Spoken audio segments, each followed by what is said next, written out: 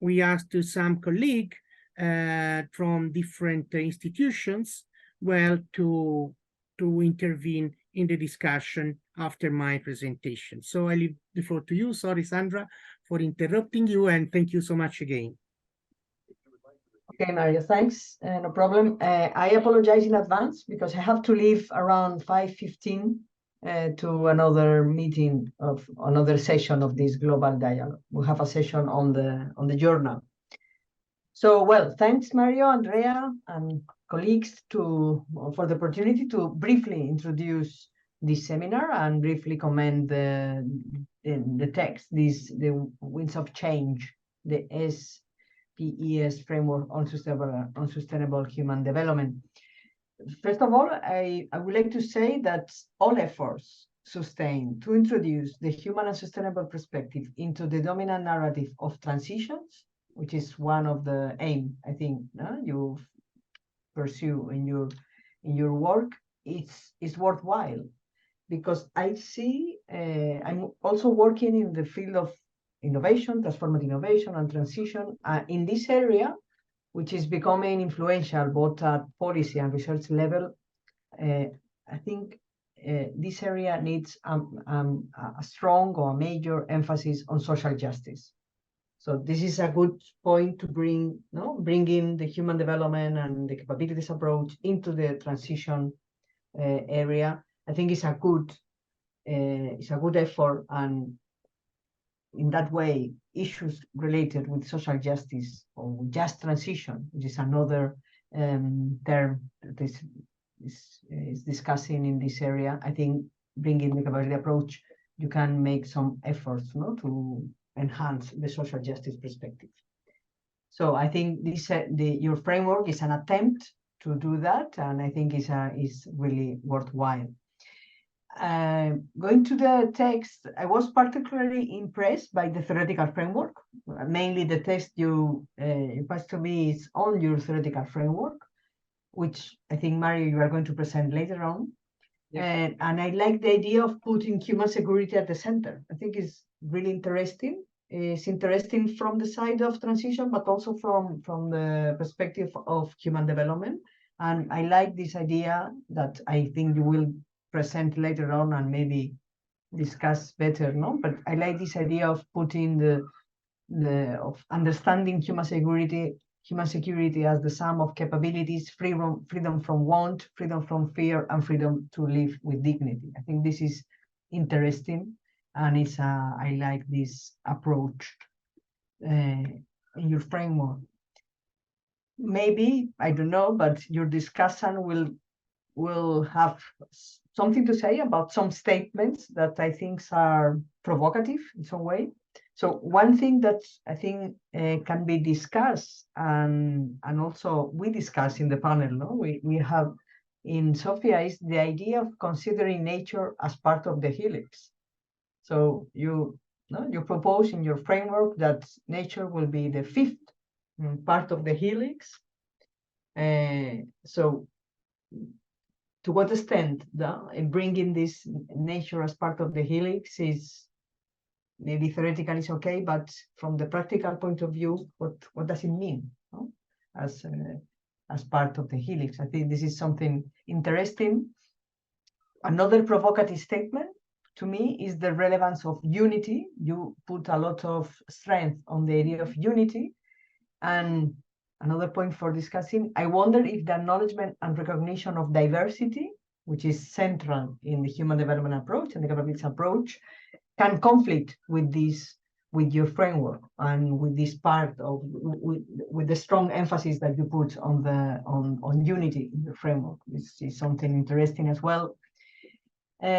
Also, you underline future avenues for your work. I think is really important. You don't develop in the text, and maybe it's part of the research project. But I think to reinforce the importance of building up new measurement related with all these dimensions is super important. And also, as you explain or as you show in your your framework, this kind of measurement should be interrelated as well. So this is a strong effort, but I think it's worthwhile.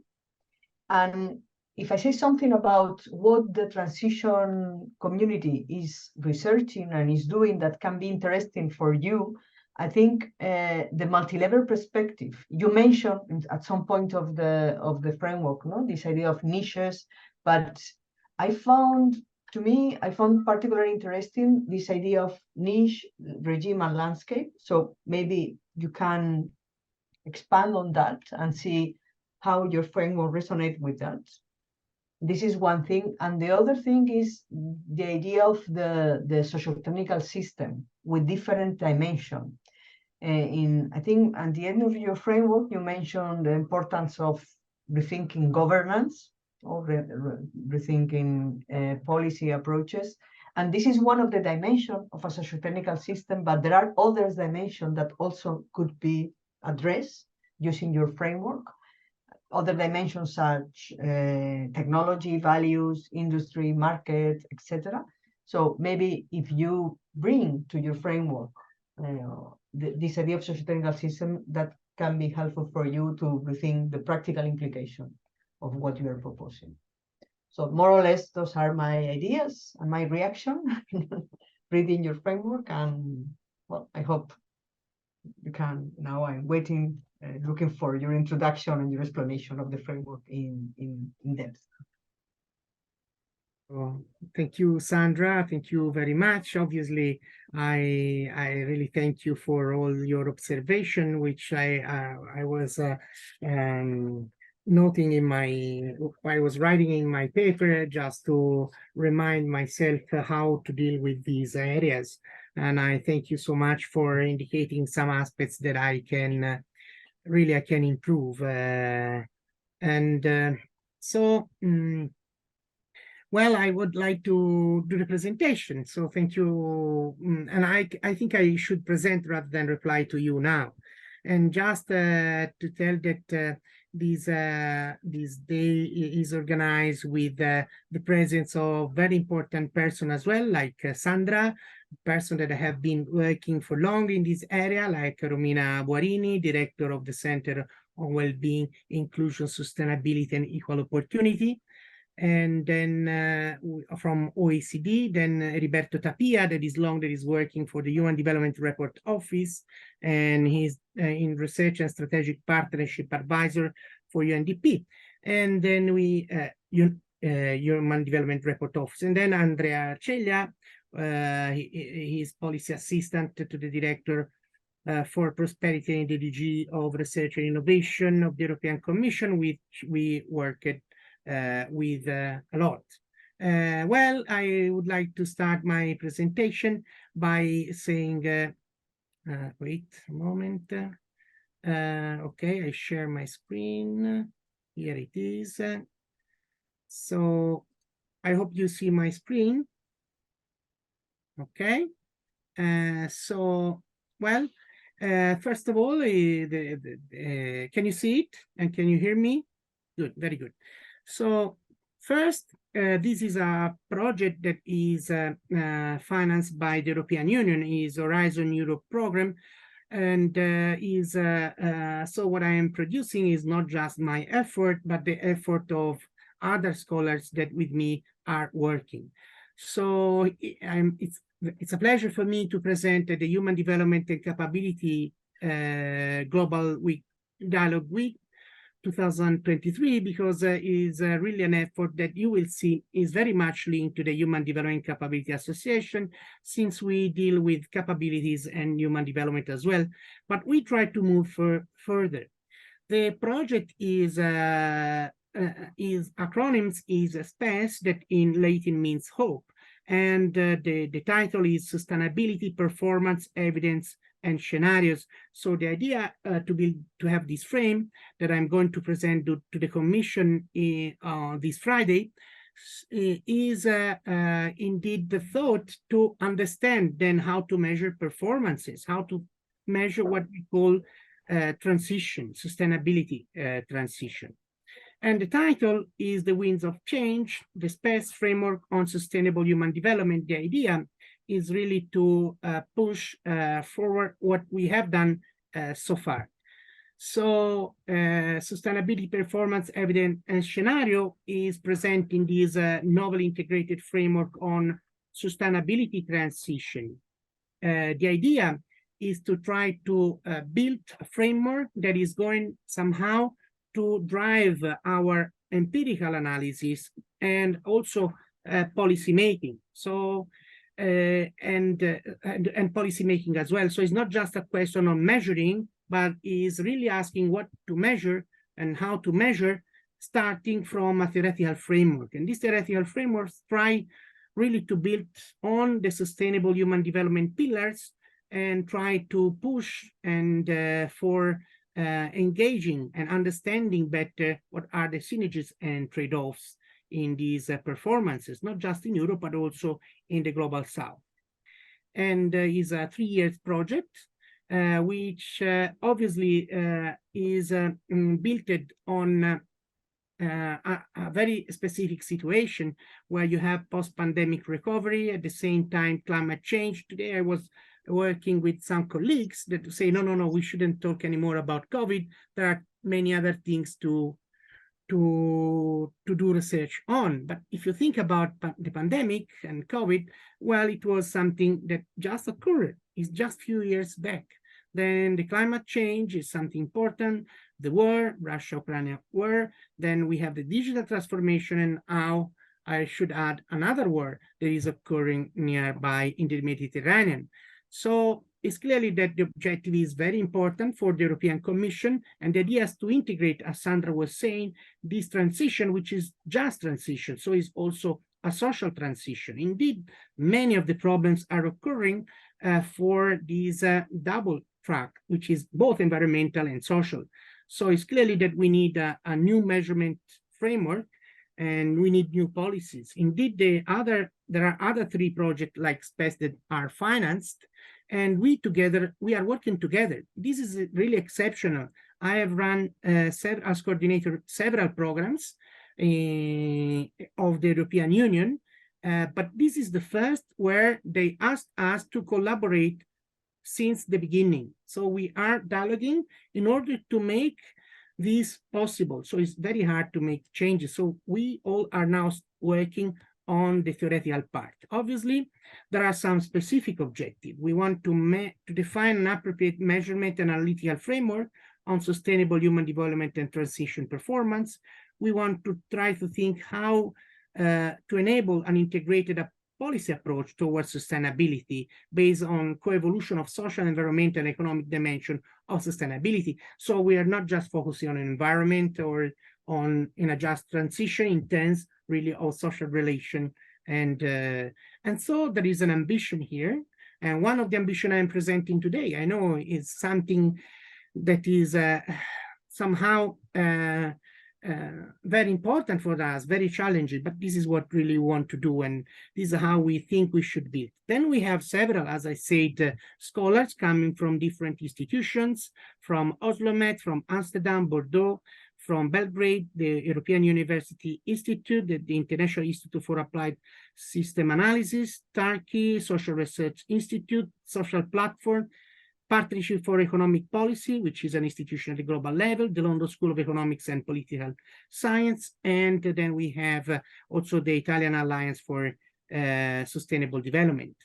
Here are the main research questions, which somehow show you the different steps of our research. We are just at month 8, we enter in month 9 of our research program, but we are already trying to make and understand the first step, concept and meanings. Still, we have to work on meanings, as you will see. So productivity, equity, environmental sustainability, participation, and empowerment, which are the pillars of human development, are indeed integrated with the concept of human security. We were thinking about this since long. And indeed, there is a very interesting work done by some colleagues of our association, like DES, like Gomez, but also by the UNDP, indeed, the Human Development Report Office. Then we want to bring the measurement frameworks and methods, understanding what it has done so far, how can we improve the collection of data, how can we improve the measurement framework, how can we then measure transition performances, and how these can be linked with policies. The objective of this presentation is obviously much concentrated on the theoretical framework, and the idea is really to understand where to place the concept of economic growth. It is an old concept or it is a new concept.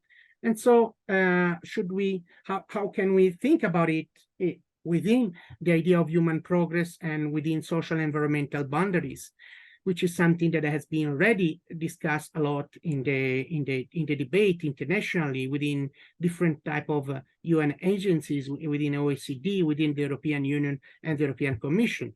So then we would like to provide both a theoretical and policy-related advancement of what has been done so far.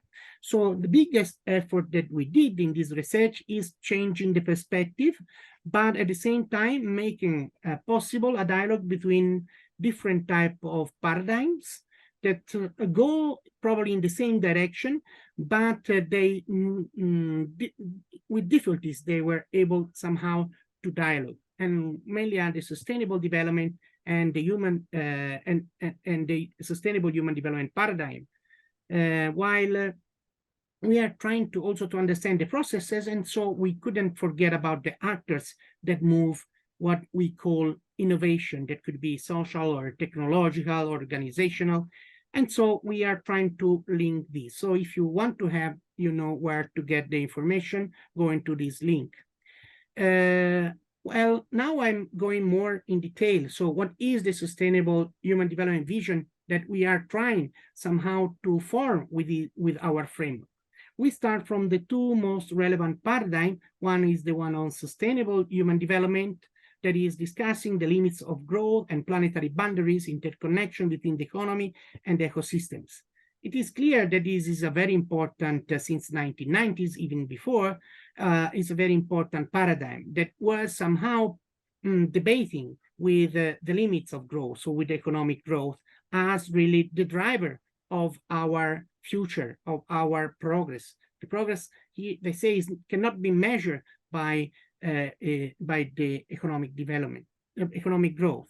And then there is the human development that we know very well as Human Development Capability Association, and so which is a more people-centered development process, which talk about human capabilities and human flourishing, which has pillars like equity that are so relevant, participation and empowerment. These are concepts that somehow are missing or were missing in the sustainable development. Now with the Agenda 2030, things are a bit changing, but these two paradigms somehow were so much focused on trying to take the perspective of economic growth from their angle that sometimes were losing the social part, the sustainable development, and losing the environmental part, the human development, which I'm not saying that within the two paradigms, there were not people analyzing both social aspect or environmental aspect within human development. We have many examples, but still, now things are changing, and this is, I think, very, very, very important. Indeed, one of the UNDP work of the Human Development Report Office recognized, which is probably the agency that is much more connected with the human development paradigm, is talking about the Anthropocene and how to rethink the development process. So the vision brings obviously something that is very relevant. We are clear. We want to put black on the white paper that it's saying that we do share, and this vision share, a common perspective on a normative position on capitalism. So capitalism for what? Productivity for what? So we are somehow changing the question made by Sen in 1992, inequality of what? We want to ask ourselves why and what, for what productivity increase. So we have 3 steps, and then we have another point in building this HOPE framework, the SPES framework. And we refer initially to the 5 Ps of the Agenda 2030, which are people, prosperity, planet, partnership, and peace. These are, we think, the recognized main critical areas of action. And we decided to take the 5 Ps because they somehow recognize main critical areas. Although, for instance, partnership and peace have one sustainable development goals, doesn't mean they are less relevant than people or prosperity or planet that have much more of them, 5. No? So sustainable development as an overarching policy framework at the global level. And here is a sustainable development which take into account also the social justice. But this framework misses some point. Indeed, for some people, is not, let's say, enough defined framework. We need some normative perspective. And this is given by the objective that we can correspond to each of the 5 Ps that are the human development pillars. That then we call it sustainable human development vision. And they are productivity, equity, environmental sustainability, participation, and empowerment, and human security. Expanding the original formulation of the pillars of the human development paradigm, fully embracing a sustainable human development vision. Then we rely, and this is the 3rd step, on the quintuple helix to introduce all the actors that are potentially driving this transition. Who is doing the transition? These actors are doing government, business, academia, civil society, the natural environment, and academia. And clearly, these are central. And who are these actors? I want to make clearly a proposition now. These actors are us. We are those actors. In this case, we are the academia, but there are also some policymakers. And this is a very central point, because then we go to the last point after we build this framework, that are what are the transformative and procedural elements allowing to trigger the transition. So who is the civil society? Who is the academia? Who is the government and business? Usually we focus on good governance, so if there is good governance, everything is fine. No, we are part of the government, so there is the need of good governance, but we need also good governance within the business, within the academia, within the civil society. So let's then talk at the end of this presentation about transformative and procedural elements. So this is probably the most original contribution, is the capacity to make a dialogue between very important frameworks, which somehow were able to push, let's say, a change. So we also wanted to visualize, and we started by taking the 5 Ps and putting them within this drawing. So we put peace at the center because peace is a vital point. Okay, and we did before the war. This is something we had in mind since long. But it's clear, because I've done a lot of research in Iraq and where there are conflicts, and it's clearly that when there is a conflict, all the other functioning of a society and individual functioning collapse. This is why we need refugees. This is why people go away from the place where they live. So, and if you think about yourself, this is something that we speak at macro level, but we have also a micro level, our household level. So you can think about those Ps within your own house and think about what is very important. And peace is probably the things that allow to make the other things possible. So it's at the center. And then we decided to link with the human development pillars. So we know that the human development pillars were somehow built on the work of Mabul Haq in 1995, but even before, with the formulation that was proposed by the UNDP. So these 4 essential components are rethought in order to have a dialogue for transition. And we then reinterpret them in a different way. And plus we introduce a new 5th pillar. So let's take, for instance, productivity. Productivity is something that economists always have seen as the output coming out from the input. Could be hour, or you can measure in quantity, you can measure in prices.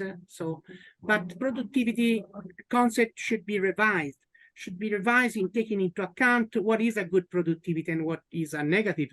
A productivity that is maybe good for the economic, but is not good for the people, for the sustainability, for the equity, and maybe even for the economic progress, okay? So in reinterpreting these 4 pillars, we introduce these new pillars, taking advantage from the work of Des, Gomez, the UNDP, Heriberto, and many others. This allows to identify one by one linkage, and this is probably a novel contribution. So if you look at them, you see that peace is with human security. And we know that human security is freedom from want, freedom from fear, freedom from to live with dignity, and is based on very different, let's say, perspectives. So human security, if you can look at the work that has been done so far, there is also a policy forum that I edited with Roberto Tapia in the Journal of Human Development and Capabilities. So it is based on 3 main elements that are protection, empowerment, and solidarity. So you understand that is a very different concept of human security than the one we did in the newspaper, and is coming out from the work that was conducted by Ogata and Sen in 2003. So peace is at the center, then we have people, but people, what we want from people, we want equity, and what we want from prosperity, understanding productivity. And so the objective is to have a productivity that is somehow expanding human capabilities and the life of people. So the efficient use of economic, human, natural resources for the provision of goods and services, expanding human capability and increasing the standard of living for all, also in an intertemporal way.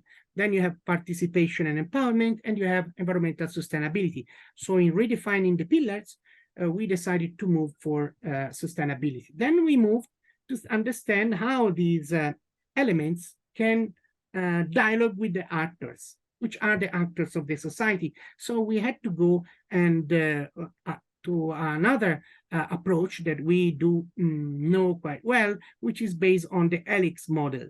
The Helix model is a very important model because it's trying to understand how innovation is driven and by who is driving the innovation. Who is driving the association are actors. Initially, there was the triple helix, public administration, business, and university. Then there was another helix, the quadruple helix, that they say, look, also the civil society can say something in the innovation. Innovation is not just technological, or could have something to say, but is also organizational, is also social innovation. And then we decided to go for the quintuple helix model, which has also the natural environment.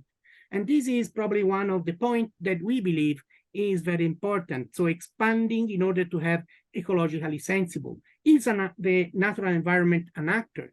Well, we discussed a lot. Initially, we, some years ago, let's say 2 years back, we were thinking that the quintuple helix was too challenging for us. Then we understood the voice of the natural environment. We understood that as human beings, we are part of all different aspects. Otherwise, we forget to be part of the ecosystem, of the natural system as well.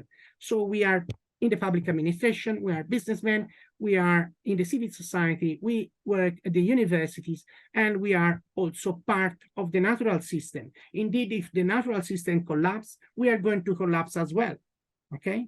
And then it's clear that the natural system, so answering also to Sandra, has a very important role and has a voice in telling us what is not going good. And the natural environment is composed by many things. Just think about what the climate change is producing, okay, to us. So this is the final diagram where we introduce the 5 helixes that are depicted in the yellow square, and they are positioned, just to give an example, but they can take any connection. So, and maybe all of them have something to say. Prosperity and planet is not just the academia. The firms can say something and can innovate in one direction or in the other direction. The point is, which is the wind? Where are we going? What we want from the development process. So this is a key element. So it's not just that we are able to build this framework.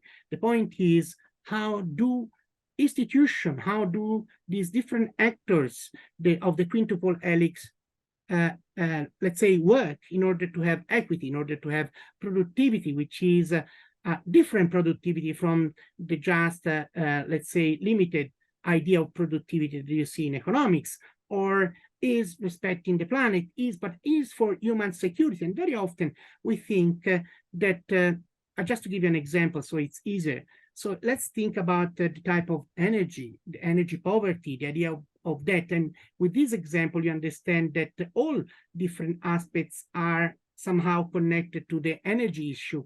So it's a question of equity. Energy poverty is a question of, let's say, inequality in the resources that are available. How you produce is creating pollution depending on the type of energy resources that you are using, or if you are using too much energy resources or some type of materials and so on. So we understand that this is a key point and element. But what give us this quintuple helix model?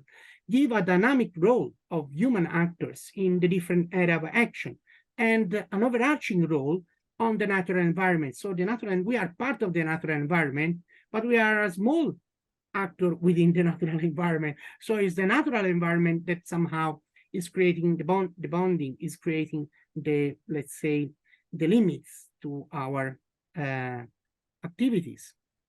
So there is, as I said, not a unique correspondence. This is very important, and we can have different type of relations, no, among these different actors. What does this framework want to say? We want to say that we have some areas that are depicted by the Agenda 2030, but we also have some clear objectives which specify what are the meaning of these areas where we want to go. So it's a normative, somehow dialoguing with the capitalist system and say, look, we want to go in this direction. Then we take the actors, and then we ask ourselves, what are the triggering factors for sustainability transition? So this is a key point, because so far everybody would agree that, well, it's a very nice framework, maybe, or maybe you don't like, I don't know, but there is something we want to know more. Why we should change? Who is going to change? So it's very important to understand two transformative elements that we identified, but we found them also in the literature, so it's not something we invented. Indeed, yeah, this is something that is quite strong in the literature, maybe could be put even in a stronger way. So the inner transformation at the individual and collective level, in line with the concept of unity. And answering to Sandra, indeed, we have to go, she told us, so maybe I'm not able to answer later. But it's clearly that this concept of unity is a concept of unity within diversity. It's based on tolerance and respect. And so the unity is related to the fact that we are part of something that is broader than us, that is more, is larger, and we feel. And we recognize that we are not alone. We are not in an ecosystem, individual system. We are in an ecosystem. So we should recognize that we are part of this ecosystem. And the individual transformation is exactly moving from what we tend to see as our own system, our own opportunity, our own, so the ego that as human beings we have, forgetting about the other people and forgetting very often, especially those who are not close to us, and forgetting about the natural environment, forgetting about many things. So then we have reflexivity and social learning. This is something that is very, very important to me, which means that we need to have some reflectivity in order to make this change possible. And we have to learn to have transformative, to enable transformative resilience. It's not resilience per se. We don't want to be in the same position as before. We want to transform it in order to change. Together with these two transformative elements, we thought about three, but could be more, let's say, elements, factors that are going to sustain this transition for sustainable human development. So good and conscious governance by all societal actors. So it means that we are not just interested in good governance. We need good and conscious governance. So this conscious governance somehow has to be driven by an inner transformation, okay? By a different thinking, not just maximizing utilization or utility, or maximizing our profits.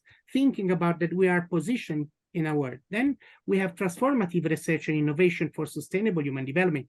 Indeed, Andrea Celia is coming from that unit, where they're asking themselves, how can we transform? Research and innovation is a key element for the transition towards a sustainable human development. And then we have capital investment for sustainable human development. We are not, we recognize that capital investment of different type have a very relevant role in this change.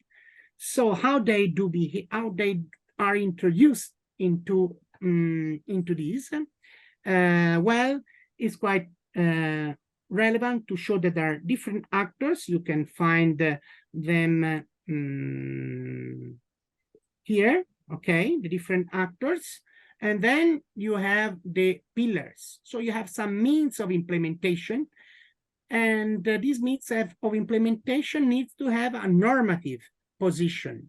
So R for sustainable human development, R research and innovation for sustainable human development, investment for sustainable human development. What does it mean?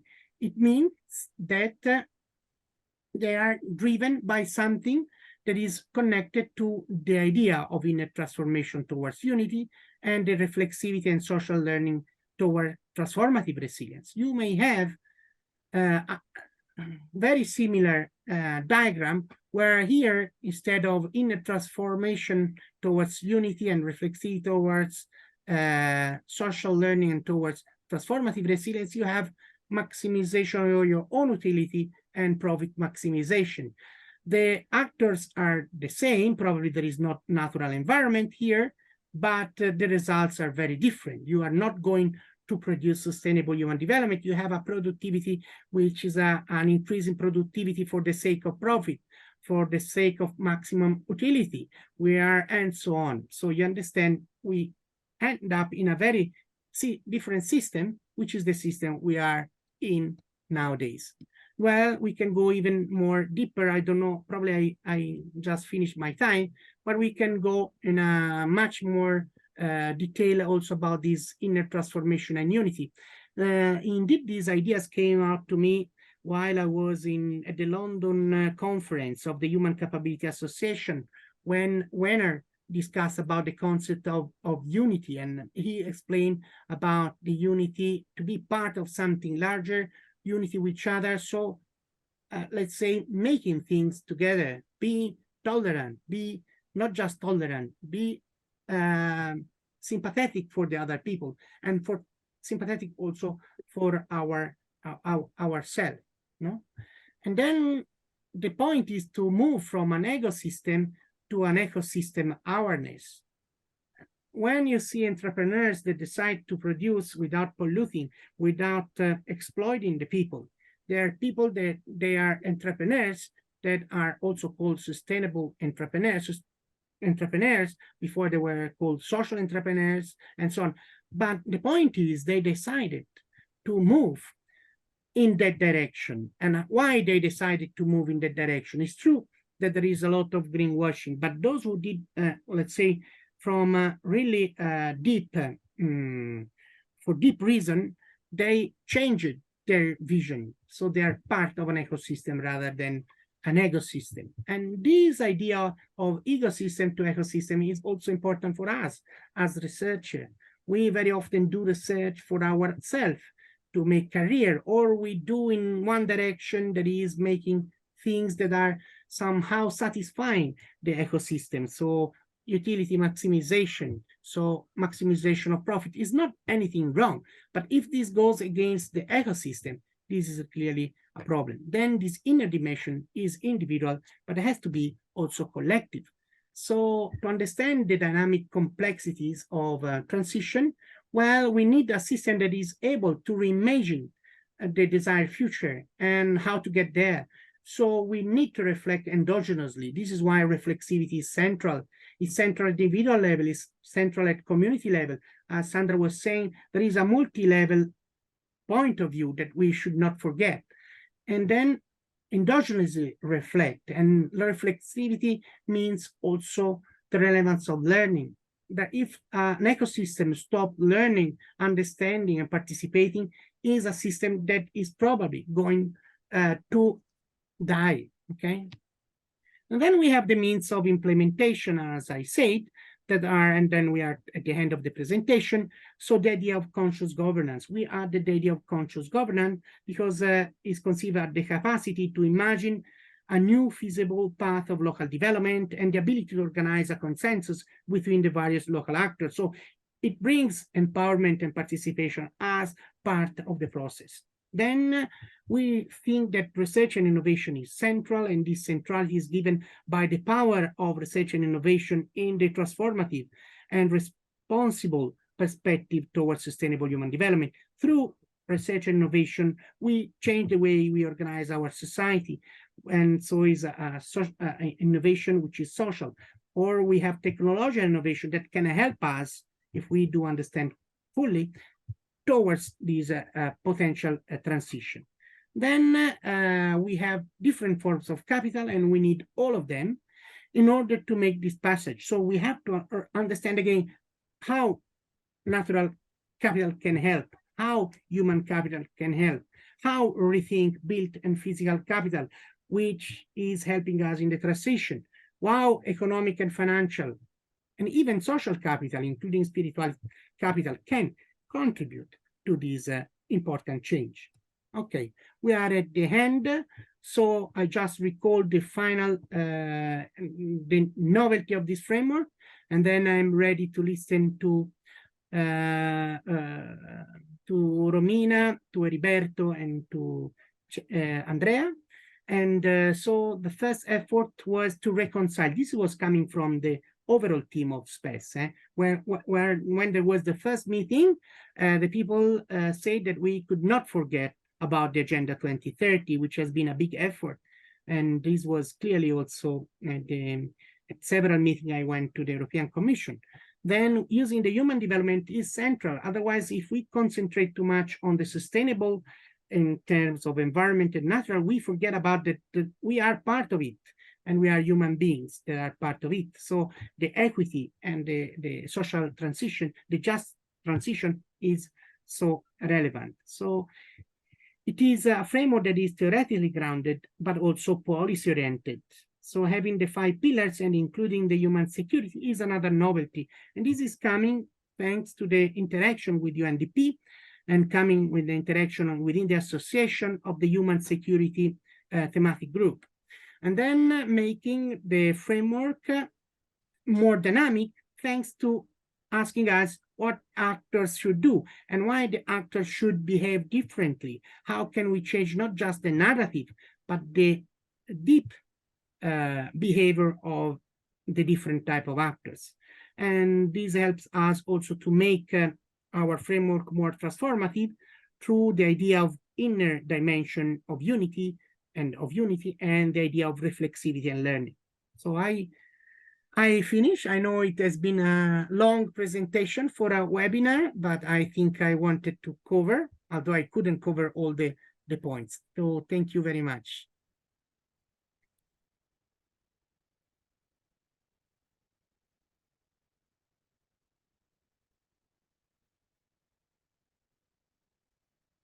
So I hope Andrea is here.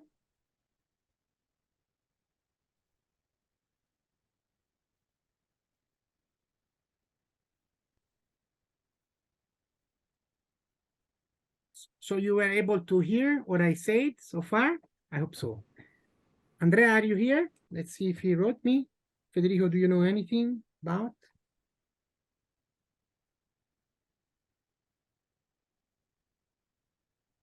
No, Mario, sorry. I was just listening to the presentation. Okay, did you enjoy? Yeah, a lot. Good. So I think it's now time to move to the discussion. I'm sorry I took 5 minutes more than then, and I hope that Romina is here. And so I will give the floor to Romina. Thanks so much. I'm here and all attentive to what you have said, and also to the introduction made by Sandra.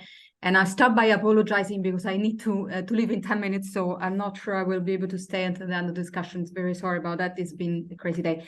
Why we here? Of course, because the OECD has a long-standing history of work on the topics that relates to human development and sustainable development. A lot of interest, very, very strong momentum in the OECD, as in fact shown by the creation of the center that I'm leading, the WISE Center, which was created 3 years ago by the OECD, just to focus on this very specific notion of promoting people's well-being in an inclusive and sustainable manner.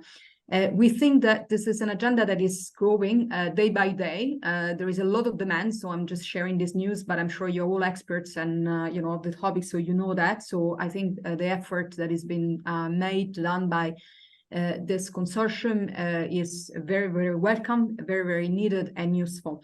And I start by saying that I think the presentation you just delivered, Mario, was very clear, very comprehensive. And I think I actually was happy that you went so long in details, because in a way it added a bit to the just simple reading that I gave to the paper. I think when you presented, it's easier, and I think it's coming across. I think it's much more sort of in a way convincing as well. I think that the basic contribution, the 4 contributions that you were outlining at the very end, so the objectives of that work in a way are all met, and you did indeed reconcile different elements of the literature and different sort of movements there. You did indeed develop a framework which features 5 pillars on an equal basis, and I think the use of the Helix and introduction of the Helix model is very innovative and very useful there, because you put the model in action, the framework in action, which is very welcome. And the final piece on the inner, so transformation to inner dimensions in unity. I must say I'm not an expert at all, so I'm not going to comment on that, but it was quite interesting to hear and listen to. Let me now quite concretely and quickly cover the points that I think are really, really strong, and the ones that perhaps would need a bit more of improvement or explanations at this stage of the work. So I think what are really the great innovations of your framework are the 2 points about making sure that we have a strong story and a strong strong accent being given to productivity and security. So if I have to say, what's been done so far in this literature and the different frameworks, including, the SDGs one, the story on productivity to me is not strong enough. And this is something that is needed. Because this can bring a lot of mainstream economists on board, but also, some of the decision-making and governments actually would want to see a feature on productivity, just because this is a real issue and challenge in many countries. So in the OECD, the long-standing stagnation of productivity, or the fact that there have been very complex trajectories of unequal productivity growth across countries and within country, is a real challenge. So I think having a story on productivity there is a very good idea. I like very much the topic and focus on security. The way I was reading it in the paper was, to me, much more related to the issues of peace and security and human security, and obviously it's so topical at the moment. The way you presented today was a slightly different. I think I got it in a slightly different version, but I think currently we want to certainly do more on human security. Is as political and sensitive as it might be, and it is needed. So I certainly think that it's a good idea to focus on that. Things where I think that maybe we need a little bit more of explanations and work. I'm going to start from the idea of the status of this framework. The first time I hear you were working on this, I understood this is a framework for your, bigger research project, and what the consortium is doing. And I think this is great. You need that because you have so much knowledge and expertise in that group that you obviously need to kind of knit and bring together all those different elements in a very cohesive and coherent way. And so you need the framework for that. It'd be great if you clarify a bit more how that framework stands in relationship to other important frameworks that are being used by the international community. I'm going to immediately talk about the OECD framework, not to give, to make publicity, but because this is, a framework that is getting a lot of traction in the statistical and policy communities, nationally and internationally. And so, obviously, you took the decision of kind of mapping your framework with respect to the SDGs, which is a great, I think, choice and also needed choice. But there are other frameworks and that are quite advanced, and I would say possibly even more advanced than the SDGs one. And again, the OECD, I think, need to be a reference. Our framework centers on inclusive and sustainable well-being, which is a concept that overlaps a bit with the one that you have in your own framework, but is not exactly identical and equal to that. You have to know, I don't know whether maybe I'm sharing this with you and with the community, with the group today, that actually, the conceptual underpinnings of our own framework on well-being are actually the capability theory. So we did start from that. And we associated to that the work that two international task force had done, in the 90s and 20s around defining sustainable development. And so very much bringing in the capital theory into it. Okay, so we took capability or, some interpretation, let's say, of the capability theory and, the work of Amartya Sen, capital theory and the work being done by Stiglitz. So that is also to say that, sometimes the conceptual foundations are not so different from yours, and yet the narrative is not exactly the same. And in particular, there are a couple of elements, I think, that are in our framework that are missing from yours. And in particular, this is the focus on the human needs and purposes, but really understood in terms of what matters to people, okay? So, the notion of meaning, the notion of purpose, the notion of social connectedness, so the relational aspects of well-being, but also the subjective aspects of well-being, I think for us are still quite central, not as perhaps fleshed out, I couldn't see them, but still quite important.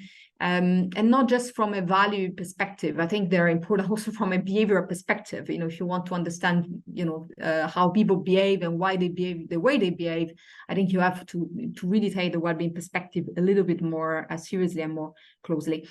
I want to make two more points. One is the fact that so let us not forget that you're doing this in the context of a European project, and I think it's clear in the paper that you want to offer this to the to the community that works on European issues, or want to look at this from a EU context, and yet I thought that these high-level principles, as clear as they are a little bit disconnected from the current policy debate in Europe. So you mentioned in your introduction, obviously, the link to just transition, but there are many other things, so the digital transformation, demographic change. These are the topic in Europe, okay, and in many other countries. But what I'm saying is that, if you want your framework to resonate with the real discussions in Europe, maybe you should try to sort of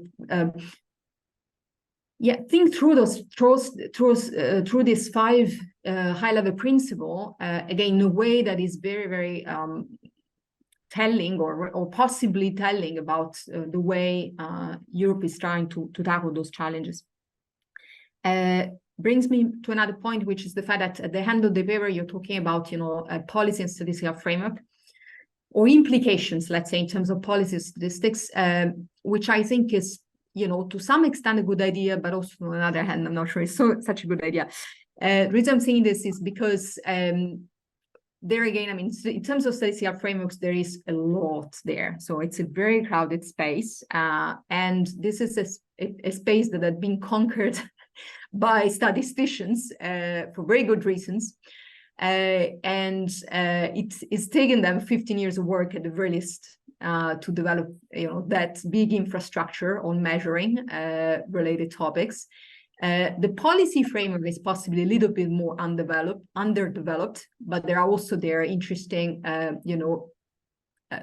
foundations that are important in the OECD, and in WISE in particular. We have done very specific work on that because we want to move from the measurement to the action. So we want to really make sure that we're embedding well-being into the policy design and implementation.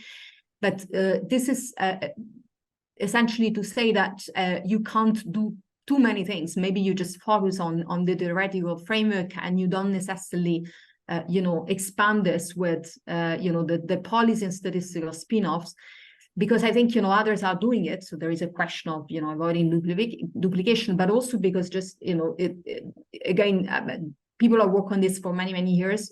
There are real challenges there in terms of how you find the data and how you actually embed this in policies. So I think you want to add to this effort. You don't want to detract from it. So or at least you can be clear on your message.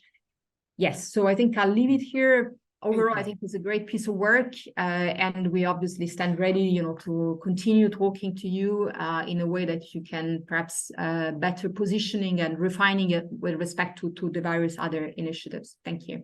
Okay, so Romina, thank you very much.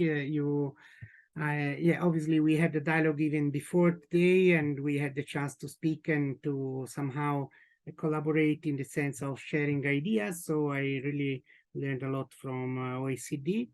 The program do not have the idea of finding a new measurement to propose, but we did already some research, especially Turkey unit with the unit of Florence, on what are the indicators available, and we analyzed 44 indicators that are composite indexes, but not just composite index, other indexes as well.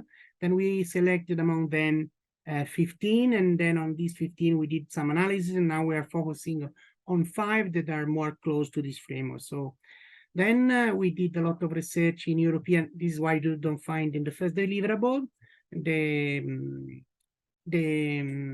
we did a policy mapping of European Union, looking at different documents within the team. There were many people working, in this case Oslo Met, and we did a lot of interview, about 21, to different DGs of the European Union. So the one on policy is another. But anyway, I really would like to thank you for being with us and to give me and to all of us as a team good ideas, and in order to make it more strong.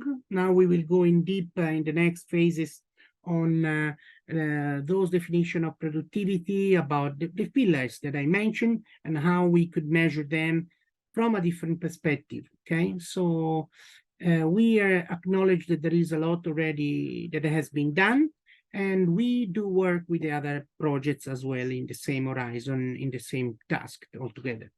So, Romina, what can I say? I would like to thank you in the name of the group, and I hope to see you soon. You are invited to being our advisory board. You are invited to be in Bordeaux in January, and I hope you will have the chance to come. Thank you so much. If you have Thank you so much. Bye-bye. Now, yeah, thank you so much, really. Now I give the floor to Heriberto. Heriberto is, as I said, Research and Strategic Partnership Advisor for the Human Development Report Office of the United Nations Development Program, and I give you the floor for having feedback. Okay? Thank you very much, Mario. Hello, colleagues. Also, I want to clarify, I work in the Human Development Report Office of UNDP. So we are the ones who produce the Human Development Reports. And we have a long history of indicators. So I'm going to be talking from that perspective, United Nations perspective. I'm not representing the United Nations, but it's a voice from the United Nations. I'm trying to give a little bit of background, and also to explain why I think this framework is very good and very promising. So the first point I want to make is that this is a special moment. The Secretary General is pushing the agenda beyond GDP, and the way he's been describing it is like a constitutional moment. We need to also remember that the GDP framework, the framework of the national accounts, is something that came from the United Nations. The standards are defined in processes within the United Nations. So the fact that the Secretary General is pushing for this process beyond GDP is very serious, and I see a lot of connections between what this project is doing with what is needed within this new agenda. On the other hand, another effort within the United Nations is what we have been doing in the Human Development Report Office, but at the same time, part of our work on indicators is facing certain problems that I think are addressed in part by this project. So just to give you a sense, just to fix ideas, for instance, our Human Development Index is an indicator that describe development from going from point A, no development, to point B, very high development. So it assumes that we more or less know what we want to achieve, and this is something that is useful, and in some spaces we know, but currently with all the uncertainty that we are facing, we are not in position to actually describe the different paths of development. So in this sense, the framework that Mario was proposing is very rich and opens possibilities to track development in different ways, and also including several indicators. We are seeing that at this moment, there are certain aspects that in general we are the existing frameworks are not considering in a satisfactory way. One has to do with what we call the Anthropocene, or it's not our word, but that we are using the term of Anthropocene, the fact that people are changing the planet. That includes climate change, biodiversity loss, zoonotic diseases, etc. And that's very central. And the other aspect is the unsettledness of people, the rising levels of human insecurity. We have been documenting that human insecurity is very high in the world. Also, it's increasing in most countries with data, and it's also increasing in countries that are considered relatively developed, countries that we classify in the category of very high with a very high human development index. So, and why this is important? For two reasons. First, because human insecurity is behind the process of political polarization that we see increasing in most countries in the world. In 2/3 of the countries in the world, there is an increase in polarization. And second, because human insecurity seems to be behind problems and in the inner level. So people are feeling more stressed, people are feeling sadder. And I want to emphasize this part because I think that embedding human security or human insecurity in the measurement framework is very relevant to some of the core problems that societies are facing today. So what's happening with polarization, what's happening with conflict, and also what's happening with the insatisfaction, the lack of purpose also of people, as Romina was saying. So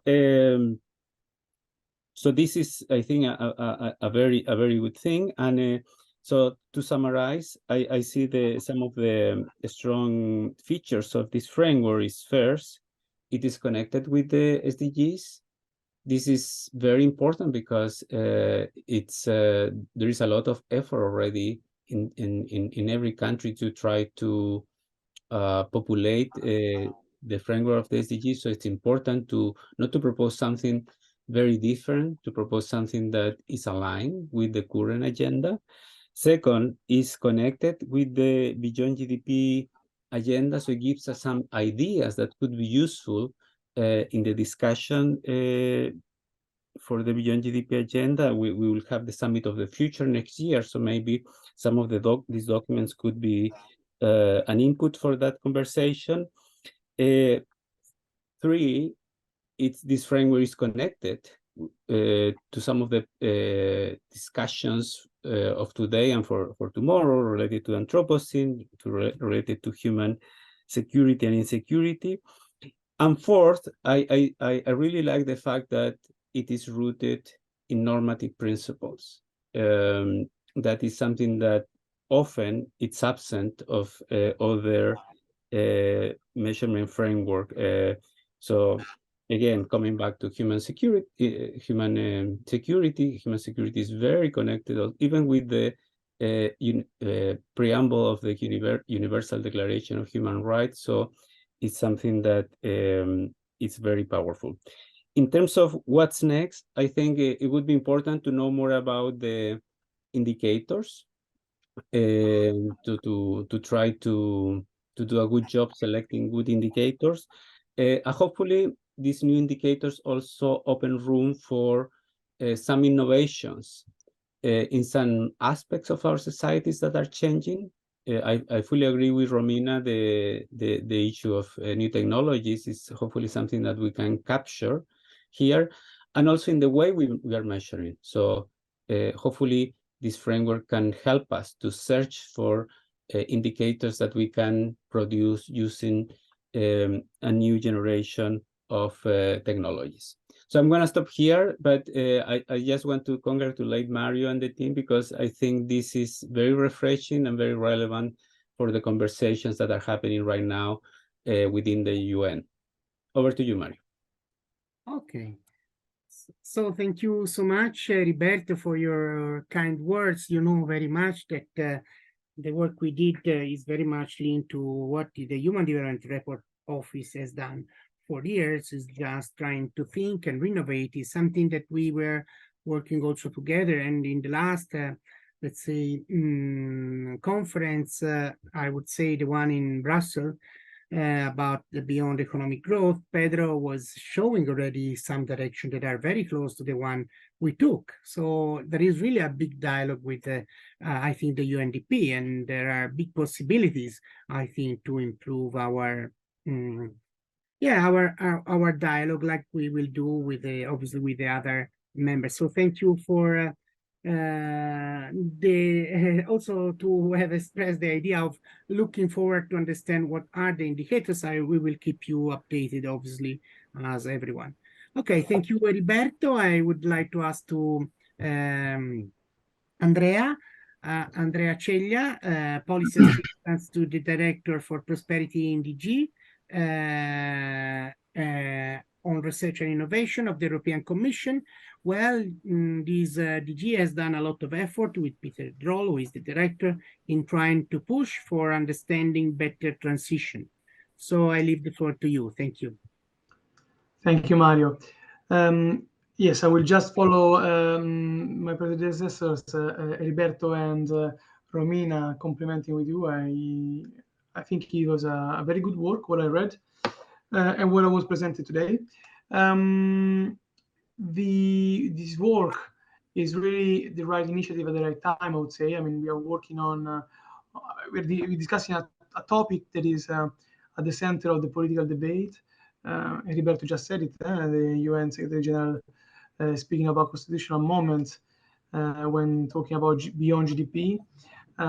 We had the Beyond Growth conference, which probably many of you have followed, in May 2023, where many people are asking for a new economic model going beyond growth for the sake of growth.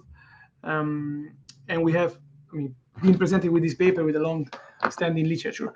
I love the effort of bringing together the sustainable development and the human development frameworks together. I want to admit that I failed to understand how the natural environment is brought into the Quintuple Helix. What would be the way in which this actor intervenes. Of course, we can see the effects of policies and behaviors onto the natural environment, but it would be nice to understand, to have a better understanding of how you see the interaction with the other four actors. And if I can be a bit provocative, this unity concept, and I like also the transition from ego system to ecosystem, but the how would you harmonize or resolve conflicts between the ecosystem, which I think is somehow innate in human beings, versus the concept of unity, which requires same direction of movement. And I think this is also has a deeper impact also on a wider thinking in economic terms, and for example, in economic systems of degrowth. I mean, this is one of the controversy sometimes.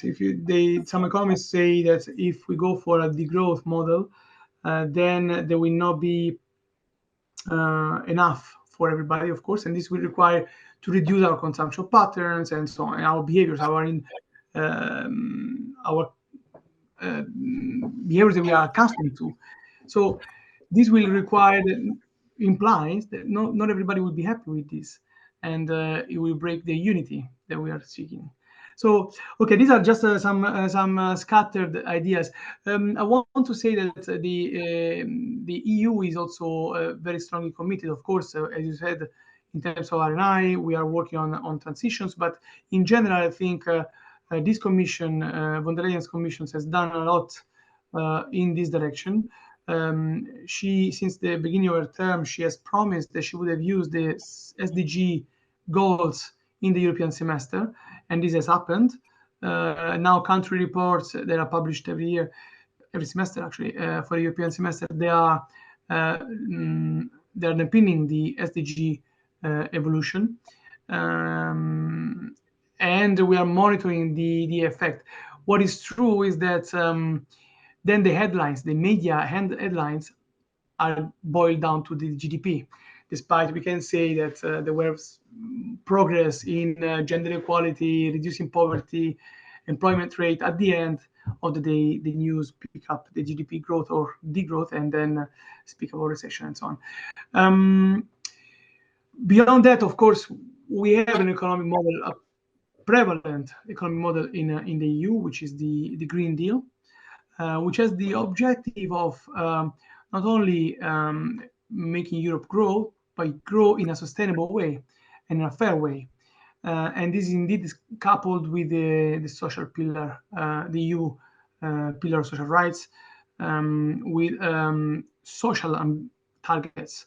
I mean, people are at risk of poverty, trainings of adults that lost jobs, number of jobs in the EU. So this is the political context. I mean, you know better than me. You have I didn't read the paper where you analyze the policy context, but I think you know all this.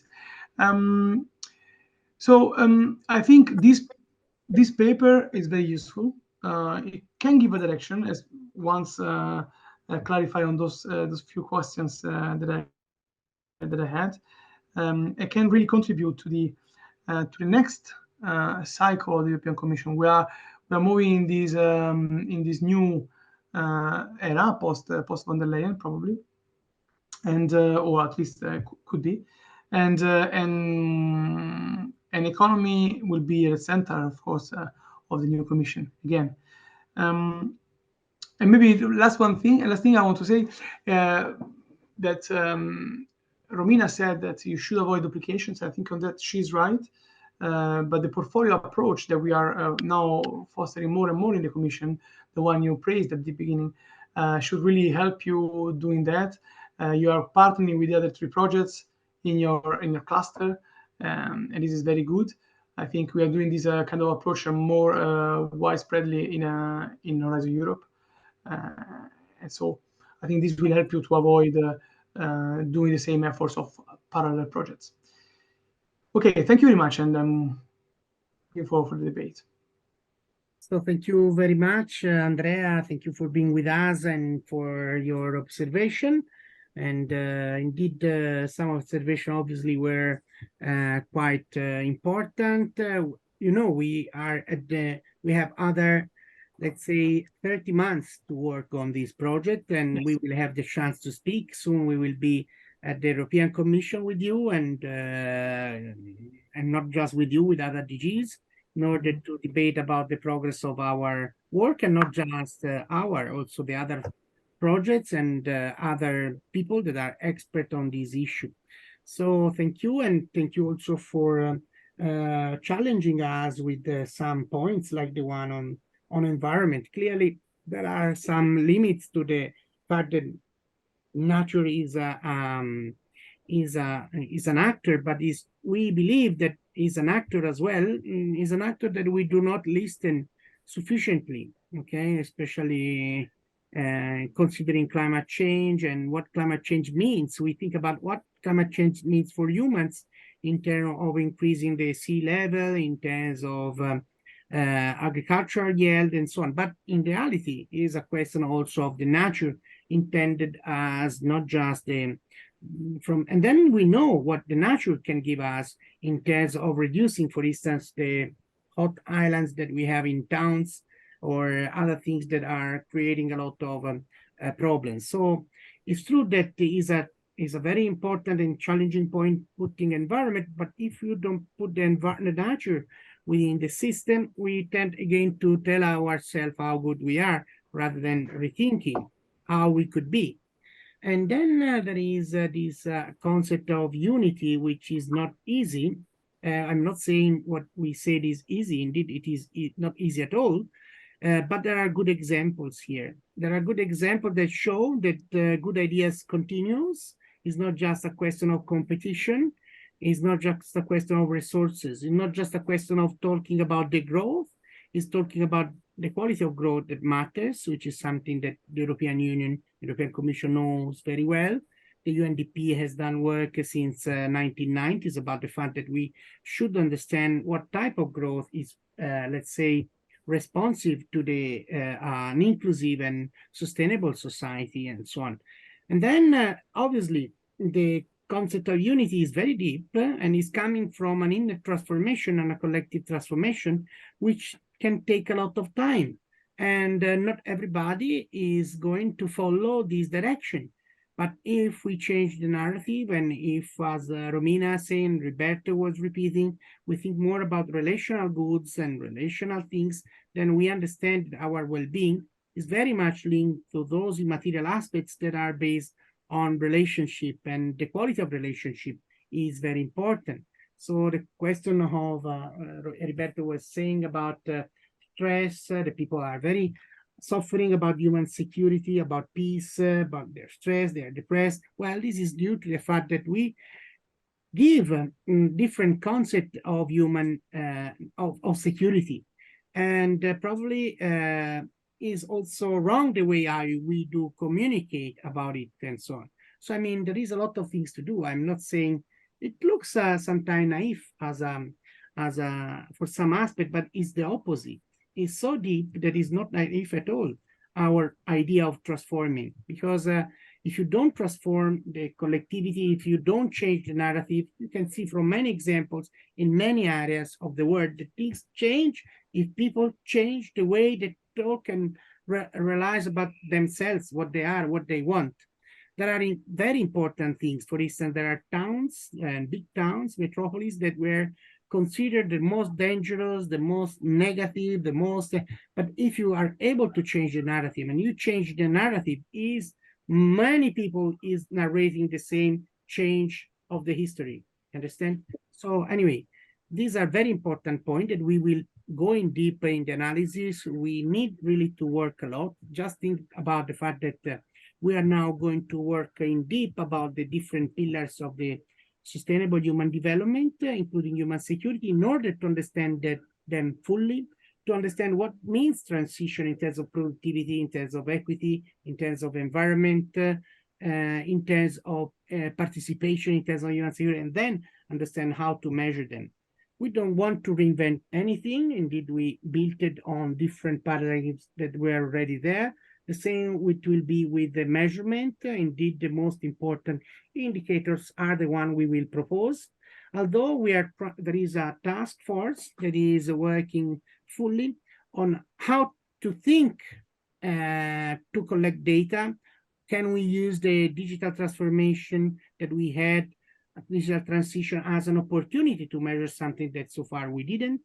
And there are examples in the European Commission and the OECD, and as well in UNDP and in the European Commission, obviously, about the fact that we tend to use other type of tools, technological tools, satellite images that are telling us a lot of things that before we didn't understand how to use. So there is also other techniques like machine learning or other that we are using in order to make the data that we are going to use more, let's say, sophisticated and more usable. Because another things, and this was brought by Giovannini Enrico, who is in our advisory board, that and is part of through us, this is also in the team, in the broader team. Well, the fact that we not just need to measure, but we need to measure in time. And so let's think about composite indicators, but let's understand also how to measure phenomenon that we have somehow to monitor in order to realize if what we are doing as policy is good or not. And then one thing that is important is this paradigm doesn't say that GDP growth is not important. It's the quality that is important, but GDP growth is important in order to create because GDP is a mean for change. But if this mean for change is creating negative things, well, we don't want a high economic growth that is creating problem. Okay, so this is a key point, which we maintain a balanced perspective. So we are not for the growth, not necessarily. We are for the making the growth on those aspects of growth that is negative. But we can increase growth, economic growth, also through the increase, for instance, in social capital, relational goods, or in social relation. And we can see that the quality of our social relation is so relevant for our well-being, individually, as a community, because it's very much linked to human security, and at a regional and global, I would say, level. Thank you. I finished here my reaction. Then I give the floor to Andrea, and Andrea is coordinator of the local development unit of ARCO. He is also a researcher at the University of Florence, at the Department of Economics and Management, and is project manager and I would say researcher of this program. Okay, so Andrea, to you the floor. Thank you, Mario. And let me also join you in thanking all participants and the speakers. I'll immediately open the floor for a 15-20 minutes Q&A session. For anyone who is willing to share any comment or question, I mean, not only to ask new question to Mario, but if you want to comment yourself on what has been shared and discussed so far, we are very keen to hear your opinion and then pave the way for a continuous discussion among all of us. You can also write something in the chat if you prefer, but the floor is yours. So any comment, suggestion, and question from the audience is more than welcome. Thank you.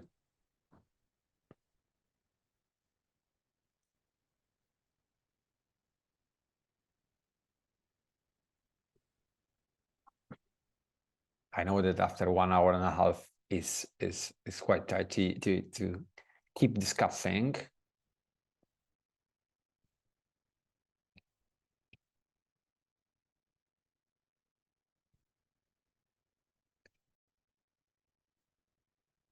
And Federico Ciani, thanks for your comment or question. No, I have yeah, let's say something between a comment and or a question that is, I mean, about the role of nature.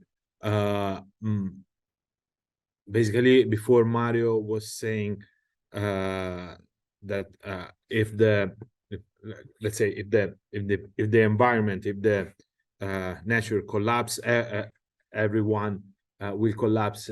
I think that maybe we can see it in another way. I mean, nature is not going to collapse. Nature is maybe going to find an equilibrium that will be unfit for human society on this earth, but nature will still be there. What is the issue nowadays is not the existence of the human or of the nature, is the existence of the humanhood and its way of being on this earth.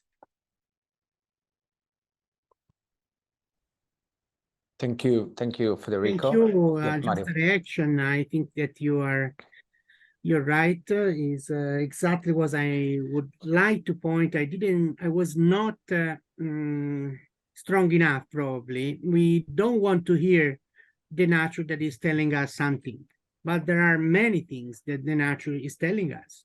There were floods just 10 kilometers from where I am here in Florence, and this is typically due to what is changing. Is the climate change is telling us, look, if you do not respect what you are doing, the city is part of the Bisenzio River that was naturally for floods. Then people built it there, obviously, and then there was an exceptional rain, really something you cannot imagine could happen in Italy, also as it was in France. It was the same, let's say, weather shock that we received, and it was impressive. I mean, it was impressive. We somehow do not understand it, so we somehow think we can control everything, but in reality is the opposite. Is the nature that is controlling us. If we continue with the cementification, as is the valley nearby Florence, then we have this type of problems that the land cannot absorb. If we don't put trees as a policy for cities, then the type of hot is going to damage our health. So I mean, it's something that we think there is no agency from the natural point of view, but the agency is even stronger than we expect. And so I agree with you. The nature is able to find a new equilibrium, but we have to think that we want to be, as we are part of the nature, part of this equilibrium. Okay, and how to be that, how to build that, how to create is something we have to ask ourselves. So don't think that I came to this position easily, and the other of the team, because we discussed everything. Also with the bigger team, with all participants from all different, we were discussing, do we think that peace is something relevant or not? Well, this was March last year, not this year, March. Is something relevant or is not relevant? Is that environment relevant or not? Obviously, there were different positions, but the majority, really the majority of the people thinks that both human security and peace is central as the nature is. Okay, I don't know if other people of the team want to say something. Feel free to intervene, because it is one-man show somehow, but I tell you, the collaborators like Luca, like Adam, Andrea, and many others from all the other teams are so relevant for us. I see here many of them, like Orsolia. She asked to, yeah, I was thinking about you. And now I see you. Yes, Orsolia Lelkes from Turkey. Do you want to share any comment, question, and argument? Thank you. Yeah, it's more like a comment than a question. I really liked kind of this approach of mentioning narratives and changing the collective understanding. To me, it's also kind of changing the collective values and stories on what is a good life, what we see as success. You talk a lot about relationships, so it's very much this kind of interactive process of reflecting on it collectively, and I see that kind of also kind of scientists. I mean, our role is kind of broader than just kind of engaging with the policymaker world. Of course, it's very important, and that's why now we have also this event. But it's also kind of, I see ourselves also as storytellers in a sense, to a kind of wider, this contributing to a wider discussion and part of this field of changing really this narrative on what is a good life, how we look at others, how we look at nature, and there is intrinsic value in lots of things as such. So it was more like a comment. Thank you, Solia. So very important comment also to reinforce this argument. Any other comment, reaction? Yes, maybe. Pierre. Yes, sure, Pierre. Hello. First, congratulations. It's really fascinating. Just one point. It's about transformation. So this takes time, and depending of the pillar, the sense of urgency for some of the pillars are different. For some issue, it is urgent to do something by 2025. From others by 250. So it's just a comment how to try to make a sort of modeling of the different indicators, also in the discussions with the stakeholders, to so for which time frame each of the indicators in the future of this framework should be scaled. Because that's a problem when we are making a framework for 2030, for instance. We tend to treat all the things on an equal footing in terms of timings. But normally, scientists or economists should have different views on that. So from if this report is and framework is to be operational and add from a scientific point of view to what the policymakers usually do simply by their own discussions, this time dimension should be maybe looked at more thoroughly. So that's just a suggestion. Thank you. Thank you. Yeah, thank you very much, Pierre Viget. I think it's a very good point what you said, yeah,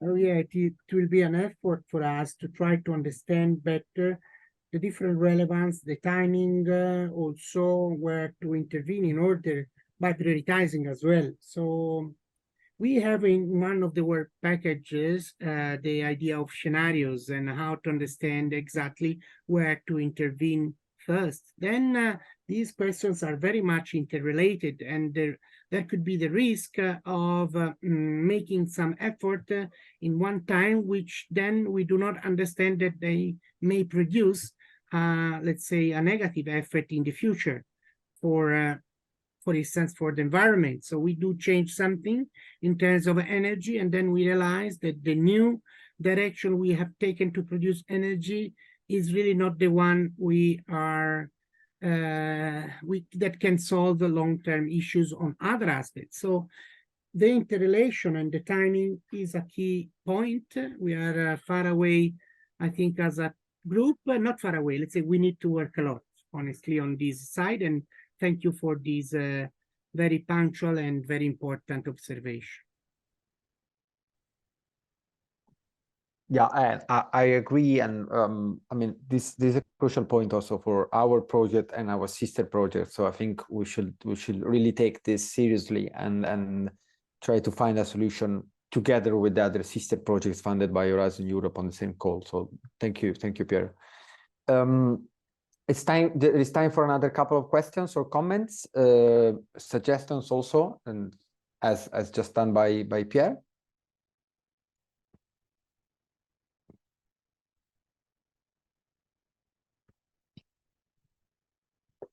Let me just add in the meantime that what's next for the project and framework that we have presented to you. Mario mentioned that there's an ongoing discussion with the European Commission, with the Club of Rome on these topics, also with the other projects funded under the same line. And then hopefully, I mean, we will soon also deliver joint messages, and we will deliver this week a policy mapping around these topics, where we analyze the current policy framework at the European level with examples of policies that are related to the sustainability transition. And we will soon also share a first policy brief that puts together our main policy arguments out of this theoretical framework. So we have still 2 years and a half, a bit less than 2 years and a half ahead of us. So this is really our starting point. But any comment on the way to be in touch, and it's more than welcome and very, very useful for this collective discussion. And obviously the HDCA as association that many of us belong to is one of the best places to have this kind of discussion, both virtually and during the conferences. I don't know, Mario, if you want to add anything also on the association that has been hosting us today. Yes, it's very important. Now we had the election, and so there are 4 coordinators of the European group, but there are many other teams that are both geographically oriented, then also thematic groups. And me, Andrew, and Filippa are from Denmark, France, and from UK. And we are thinking and organizing several things. One of the activities is this. I was the main organizer with my colleagues Andrea and the others, but it is part of the European Network Association of the Human Development Capability Association. I think is a very stimulating, let's say, environment with different disciplines, and so I think very interesting, and is very much linked to the UNDP, where we do collaborate a lot, especially the Human Development Report Office.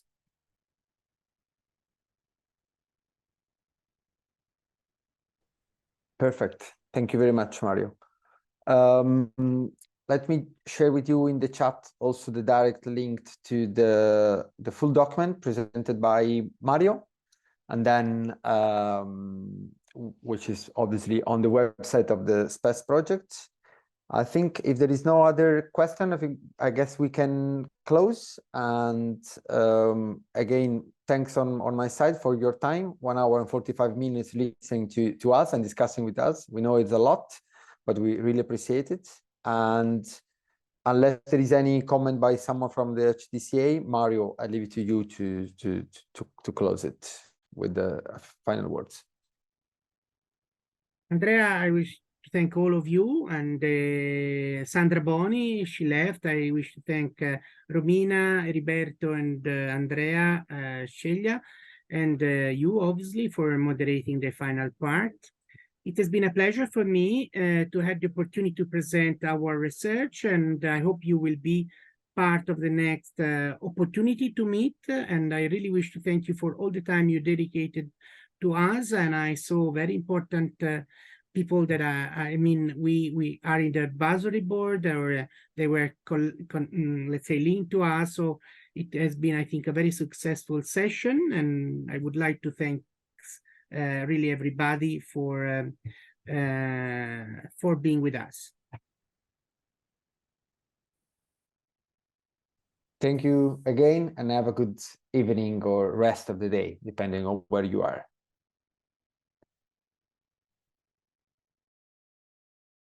So thank you again. Take care and give us advices. Okay, thank you. Thank you, Pierre.